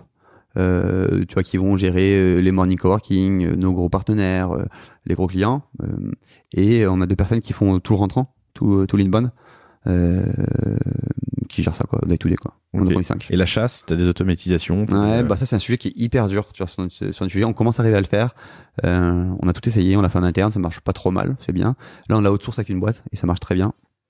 Et on toujours un peu partagé, parce qu'on est plutôt sur un business d'inbound ou d'outbound. En vrai, c'est que l'inbound et on fait un peu de la chasse parce qu'on est en fait en situation, on commence à le faire parce qu'on a eu un plateau de verre sur l'acquisition payante. Et donc il faut aller chercher du business ailleurs. Donc non, on fait de la chasse, on l'a externalisé avec une boîte qui nous aide, enfin qui nous accompagne sur la partie technique. C'est un métier. Hein. Bonne boîte, vous êtes satisfait ? Super satisfait. Elle s'appelle comment ? Scalability. Ok. Je sais pas si tu connais. Ouais. Franchement, c'est pas mal. Enfin, nous on est contents à date. Mais tu payes au quoi ? Au rendez-vous, à la propale ? Non, on paye au site. En gros, ils nous disent, je te prends au site. Toi, Laurent, tu veux chasser des boîtes. Le site, il vaut X euros et je vais te contacter 1000 boîtes par mois. Et on voit ce qui tombe en bas. Mais au site quoi? Au site à l'installation? Non, à la place, quoi. C'est un mode SaaS, tu vois, comme si c'était un mode SaaS, quoi. Tu payes. Moi, je vais prendre ton adresse, Laurent. Au site. Okay. SEAD. Ouais. Et et en gros, t'as quelqu'un qui t'aide à le faire, quoi. Parce que c'est un métier de fou. Enfin, c'est technique, quoi. Autre levier, t'en as parlé un peu tout à l'heure. Enfin, il y en a deux autres dont je veux parler, c'est les salons et les logos. Ouais. Donc vous faites un salon? On fait plein de salons. Alors cette année, on fait pas mal de salons. On fait les salons de notre industrie. Donc Workspace pour l'indirect, ça c'est le gros. En avril, t'en as parlé. Ouais, gros truc, grosse messe, 70 mètres carrés le stand. Enfin, c'est le budget de l'année, quoi. Après, on fait des petits salons. C'est quoi le budget? C'est un budget de 80 000 euros. 80 000 euros pour 3 jours. Mais tout compris? Ouais, tout compris. Enfin, je veux dire, le prix du stand. Ton stand, l'install, le staff. Ouais, mais ce qui est un énorme budget pour nous, 80 000 euros, c'est un gros salon. Un gros ticket. Hein. C'est un gros ticket. Et t'as de l'achat ou c'est juste du réseau? Du réseau, on fait du réseau. T'as pas d'achat direct, mais t'as l'acheteur de Nokia qui vient. Nokia, je sais pas pourquoi je dis Nokia, mais t'as l'acheteur de. Et t'as l'acheteur de. Non, je sais pas, tu vas avoir l'acheteur de L'Oréal. D'accord, Nokia. Oui, bien sûr. Oui. Il doit faire encore. Peut-être plus de téléphone. Plus de téléphone, mais. Si. Non, mais t'as l'acheteur de L'Oréal qui va venir. Même s'il n'y a pas acheté en direct, il vient sur ton stand, il vient tester ses produits. L'acheteur de L'Oréal, il se déplace pas dans notre showroom. Quoique si, d'ailleurs, il s'est déplacé. Mais tu veux dire, non, mais je comprends. C'est un moyen sympa d'avoir tous les acheteurs au même endroit, tu vois. C'est super. Et t'as tous les vendeurs au même endroit. Donc, ils peuvent comparer les produits. Et comme nous, on était nouvel entrant, tu vois, c'était cool de se mettre à côté des grands de l'industrie, tu vois. Quand on est à côté de Framery, tu vois, quelqu'un il va tester du Framery et le nôtre. Je suis pas sûr qu'en termes de perception de qualité, peut-être de look like c'est différent, mais ouais, ça marche, quoi. Qui me disait ça récemment? Je me demande si c'est pas le cofondateur de Flotte, tu sais, ces vêtements colorés, imperméables, et qui me disait que d'être sur ton salon déjà ça rassure, en plus ça te rend plus grand que. Mais t'es là, quoi. Ouais, t'es là. Donc on a les salons. Et les autres salons qui sont pas propres à votre industrie, tu fais quoi? Bah tu vois, on fait l'OM Summit. Peut-être que tu connais l'OM Summit, c'est un summit d'office manager. Le super salon. L'OM Summit, pardon. Okay, un super salon où on va avoir parce que un de nos acheteurs c'est l'office manager en startup, en tout cas, qui gère les achats souvent. Donc on fait ce salon là. On fait dans notre industrie un truc à Cannes, qui est Workspace Meeting à Cannes. Et puis après on fait là cette année on fait deux trucs marrants et un truc qu'on a quasiment dealé. On fait des deals de visibilité avec des salons. Tu vois, là on va être sur Vivatech. On va leur prêter beaucoup de box. Et ça nous fait la visibilité. Tu vois, on met le produit. En gros, c'est un moyen de faire découvrir nos produits aux gens, quoi. Vivatech, je sais pas, comme t'as des centaines de milliers de personnes qui passent, on leur met les box. Vous pouvez les tester. T'as besoin de passer un call pendant ton salon, parce que t'as forcément besoin de faire ou faire un meeting. Bah, t'as des box, quoi. Enfin, t'as des Work with Island. Et comment t'as décroché Vivatech? Bah, tu parles, quoi. Enfin, là, c'était un peu un réseau, quoi. Enfin, tu cherches. Enfin, c'est de la chasse, quoi. C'est ça me permet de recouper sur le dernier point, le logo. Et le logo sur la box, tu vois, ça c'est un truc. Parce que les box, on en voit un peu partout maintenant. Il faut les différencier. Elles sont pour la plupart rondes, certaines sont carrées. On pourra revenir là-dessus d'ailleurs. Mais c'est une commodité ce produit. C'est comme donc comment tu te fais reconnaître? Bah, on a un logo en gros sur la porte, mais typiquement la chaise. Je vais prendre un exemple de mobilier de bureau. J'aime pas dire qu'on est plutôt dans de la construction, mais bon. Là, t'es assis sur une chaise. Franchement, je peux pas te dire la marque. Par contre, moi, ma box dans les bureaux, c'est le seul produit de tout le mobilier de bureau de ton bureau où tu as marqué un gros logo Work with Island. Donc tu sais que tu existes. Et quand tu invites des clients, tu vois, moi, si je mets une box chez toi, il y a plein de gens qui viennent ici.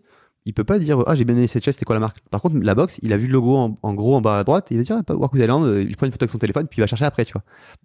Donc tu as ça qui est un vecteur de bouche à oreille assez fort. Et quand on est dans des grands cowork, tu vois, quand tu es à Morning ou dans des gros cowork comme ça, ben, tu as du flux. T'as les gens qui voient les box, ils essayent, qui testent les produits. Et donc en fait, t'as pas rien à faire, mais les gens ils connaissent ta marque. C'est comme quand tu vois une voiture dans la rue. Les voitures dans la rue, elles ont un logo, il y a marqué Renault, il y a marqué Peugeot dessus. Quand tu vois moi j'y connais rien en voiture pour le coup, mais imaginons que j'aime bien une voiture, je la vois passer, je vois le logo, je dis super, c'était une Renault, je la trouve canon, je vais voir après. Alors que si sur la voiture il n'y avait pas de logo, bah tu sais pas. Et nous notre produit, en fait, on est le seul à le faire. Le seul, non, il y a pas les seuls, hein, d'ailleurs on l'a pas inventé, mais on est une minorité d'entreprises à mettre le logo en gros sur le produit, parce qu'on a une approche marque de ce truc-là. Regarde des vélos Cowboy, les vélos Cowboy, les vélos de Van Moof, il y a marqué dessus. Au-delà du design, il y a marqué Cowboy dessus. Alors qu'ils sont déjà hyper reconnaissables. Mais tu le reconnais si tu le sais. Mais c'est ça que tu vois, tous les vélos que tu vois, les vélos de ville, oui, t'as peut-être marqué Peugeot sur les vélos, mais c'est, tu vois ce que je veux dire? Ouais. Alors, ma question est, quand tu bosses avec des startups, c'est cool, on prend la Work with Island avec le logo Work with Island. Quand t'installes ça chez L'Oréal, Alors L'Oréal ou un autre, mais On laisse le logo. ok, c'est un point de friction ou pas? Ça peut l'être. Et On déroge pas à ça. Quand tu vas acheter ta voiture chez Renault, qu'est-ce que tu fais en échange? quand tu vas acheter ta voiture chez Renault, tu demandes d'enlever le logo. Bah non, évidemment. Non, mais ouais, voilà. Non, mais tu vois, c'est que aussi.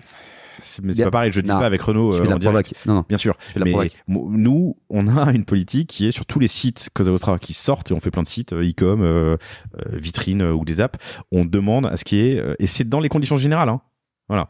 Mais le mec me dit, enfin, ça arrive, bah non, je veux pas qu'il y ait ton logo sur mon site, quoi. Ouais, ça pourrait arriver. Et donc, il y a une négociation qui a ou non, mais Ça pourrait arriver si tu veux, on pourrait le faire, mais après, pour des questions d'industrialisation, ce serait compliqué. Tu vois, quand on sort plusieurs centaines de box par mois, tu vois, c'est vraiment une grande quantité. Je vais pas faire une série de 10 box sans logo. Oui, demain, L'Oréal vient me voir et me dit, je veux mettre 10 000 cabines et j'enlève le logo. Oui, on sait être créatif, on va le faire. Mais si tu veux, c'est que la règle, c'est non.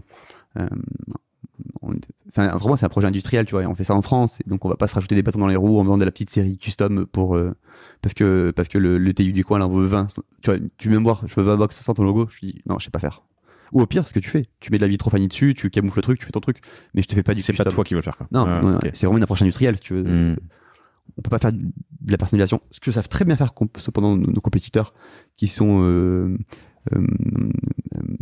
avec des prix cachés, pas publics comme nous, c'est que comme ils ont une approche qui est pas moins industrielle, mais ils font du sur-mesure. Tu vas chez mes concurrents, c'est plus long le temps de livraison, mais tu peux choisir la couleur, tu peux choisir 3 ports USB, 4 HDMI, tu peux faire ce que tu veux.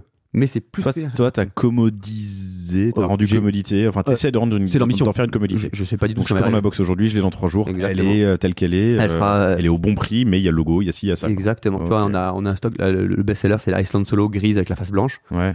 Ce modèle-là, il existe dans quelques autres couleurs qu'on a en stock, mais si on a 100 box en stock, on va avoir 90 grises et le reste en panel de couleurs. Mais tu peux quand même avoir de la couleur. Mais j'ai toujours du stock. Ok, compris. Le temps file et j'ai encore quelques questions qui m'intéressent. Alors très rapidement, mais t'as un enseignement sur la forme des box. Donc je faisais le tour de tous les sites.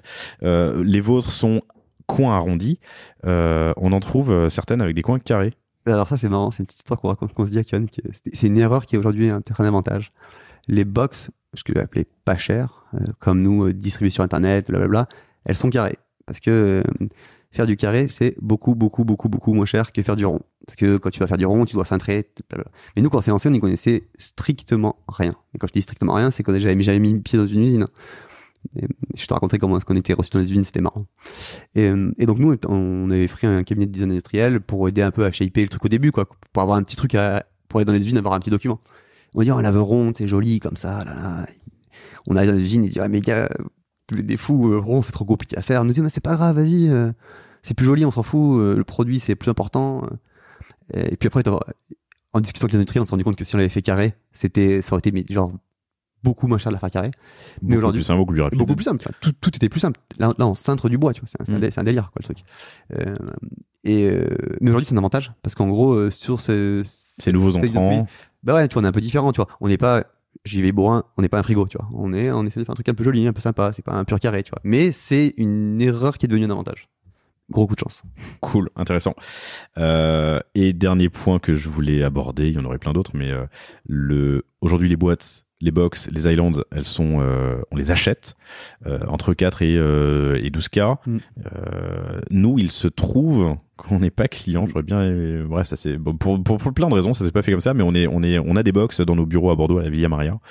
On les a en leasing. Est-ce que c'est quelque chose que vous imaginez? Est-ce qu'il y a d'autres options aussi? On fait déjà du leasing, mais on le market très mal. C'est moi qui m'en occupe. Enfin, c'est moi qui devrais me bouger pour mieux le marketer. On va mettre un petit coup de boost sur ça, c'est sûr. Tu vois, la Iceland Solo, elle coûte 4 000 € hors taxe et nous, on sait la sortir sur 36 mois à 150 € par mois. Donc ouais, on fait du leasing. Il faut qu'on pousse plus au marketing et en plus c'est de plus en plus présent parce que le contexte économique il est ce qu'il est, mais tu vois on sent que c'est un peu plus en tension. En tout cas les gens je pense qu'ils surveillent un peu mieux leur trésorerie aujourd'hui qu'il y a peut-être 24 mois quand c'était l'euphorie. Yes. Notamment parce qu'on a beaucoup de clients en startup qui a beaucoup d'argent, blablabla. Donc oui, on fait du leasing, on va plus le pousser au marketing et là on réfléchit même un jour peut-être à faire de la vraie location. Genre tu prends une box, ça te coûte genre 99 € par mois, je te dis n'importe quoi, mais c'est ce genre de choses qu'on a en tête, on te la livre et tu la prends pour 2, 3, 4, 6 mois. On l'a pas du tout encore lancé, il y a une grosse problématique opérationnelle et trouver le modèle financier qui va derrière ça. Et ça tient, tu vas pas me dire le contraire, mais ça tient à un montage-démontage, une box? Ouais. Répéter? Ok. C'est vraiment c'est facile. Tu vas pas me dire le contraire. Ce qui est intéressant avec le leasing et le prêt, en plus, c'est que tu as moins de friction à un achat en ligne. Enfin, sortir sa carte pour 4K sur un produit que tu n'as jamais utilisé, 4800 en fait, pardon, TTC, que tu n'as jamais utilisé, ou que tu connais pas forcément, ou que tu n'as que vu, c'est compliqué. Sortir ta carte pour 100 balles par mois, on le fait 10 fois par jour. Ouais, mais tu es quand même engagé sur 36 mois, tu vois. Ouais. Et puis, par contre, quand tu fais du leasing, ouais, voilà, t'es engagé sur 36 mois, quoi. Ok. Donc, à the end of the day, quand même, tu payes quand même, en leasing, tu payes quand même ta box plus cher que quand tu la payes en direct. T'as que 100K par mois à sortir, tu peux le mettre sur une CB avec des conditions générales que tu signes en ligne. Enfin, ce que je veux dire, c'est que la friction à l'achat en ligne baisse, quoi. Est beaucoup plus faible. Ouais. Et en plus, il n'y a pas beaucoup de gens sur notre modèle à nous qui font du leasing. Ok. Et le prêt, enfin la loc, pardon. Et la loc, ça c'est un modèle qu'on aimerait bien faire. En fait, si tu veux... Pourquoi tu veux le limiter à 6 mois? Ah non, pas 6 mois, on peut faire 1, 2, enfin, il n'y a pas de limite de temps, si tu veux. Oui, d'accord, pardon, tu l'as dit tout à l'heure, tu as dit, tu peux apprendre pour 1 mois, pour 3 mois, pour 4 mois, pour 6 mois, pour, si tu veux, 10 ans, mais bon, ce serait un peu bête de pas l'acheter. Mais cependant, la thématique, elle est que si ton client te renvoie la box après 2 mois, faut savoir la récupérer, ça on sait faire, mais il faut la reconditionner derrière. Donc tu vois, ça on s'est armé. Et dans le modèle que vous imaginez, je t'ai coupé les paroles, excuse-moi, mais dans le modèle que vous imaginez, c'est, admettons, 100 balles par mois, plus un coût, livraison, installation. Bien sûr. Okay. Bien sûr. Tu vois, c'est des projets sur lesquels on va bosser là entre maintenant et les 18 mois qui arrivent. C'est des choses qui sont exploratoires, hein, tu vois. On sait pas si ça va marcher, ça va être une source de business pour nous importante, mais en tout cas, on explore toujours des nouvelles choses. Et ouais, c'est des choses qu'on explore. C'était passionnant. On pourrait continuer la conversation sur un catch-up, on parlera d'autre chose. Mais c'était top. Merci infiniment. Non, merci à toi Laurent, c'était cool. Très heureux de t'avoir reçu. On s'est parlé il y a 3 ans. Enfin, on s'est parlé il y a 12 ans, 13 ans, 2011. Ouais, et puis il y a 3 ans et tu m'as annoncé de belles ambitions. Je vois que tu les as réalisées, c'est assez incroyable. Bon, c'est pas moi, c'est une équipe entière. Enfin, c'est mon associé et moi. Oui, mais c'est moi, je sais rien du tout. Hein, c'est l'entreprise de manière générale. Nous, c'est d'insuffler ce truc-là avec Johan, mais après, c'est toute la boîte, quoi. Robin 2, plus loin, Thiersant, Thiersant. Si vous avez des questions, vous le retrouvez sur LinkedIn. Johan Paulin, c'est ça, hein? Ouais. Je l'ai dit de tête. PAULIN. Et évidemment, allez faire un tour sur Work with Island. Pourquoi Work with Island? Et même parce que tu vois, allez, on le fait rapidement. Tous nos concurrents s'appellent Silence Box ou Mute, je sais pas quoi. Le nom qui décrit le produit. Mais nous, on veut aller beaucoup plus loin que ça. On veut créer un produit. Est-ce qu'une voiture, est-ce que Renault va s'appeler voiture? Ouais. Non. Tu vois, nous, on appelle ça une Island. Ou déplacement, ou voilà. rouler. On va pas appeler le produit par ce descriptif. Donc, on a toujours cette créativité de créer une marque, de créer un produit. Iceland, parce que ça fait un peu l'îlot.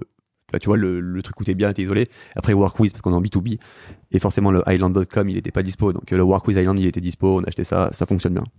Cool. Robin, vous le retrouvez sur LinkedIn. Évidemment, allez faire un tour sur workwithisland.com. Merci infiniment. C'était très cool. Merci de Laurent, t'avoir reçu. Et chers auditrices, chers auditeurs, j'espère que ça vous a plu. N'oubliez pas d'aller vous inscrire à la newsletter. Vous retrouverez l'adresse sur le site lepanier.io où on envoie plein de choses hyper intéressantes tous les vendredis, a priori. Yes. Salut, à bientôt. Salut Laurent. Merci d'avoir écouté cet épisode du panier jusqu'au bout, j'espère qu'il vous a plu. Si c'est le cas, abonnez-vous pour ne rater aucun épisode, parlez-en autour de vous et surtout laissez-moi une note et un commentaire 5 étoiles sur Apple Podcast. N'hésitez pas non plus à le partager à chacun de vos amis dans le business, chaque nouvel auditeur est une victoire. Si vous avez besoin de lancer ou refondre votre site internet, de créer un Shopify ou un WooCommerce, de performer avec une stratégie de contenu efficace, n'hésitez pas à me contacter à l'adresse lepanier@cosavostra.com. On se fera un plaisir de vous répondre. Et enfin, et surtout, inscrivez-vous à la newsletter du panier sur lepanier.io. À bientôt pour un prochain épisode.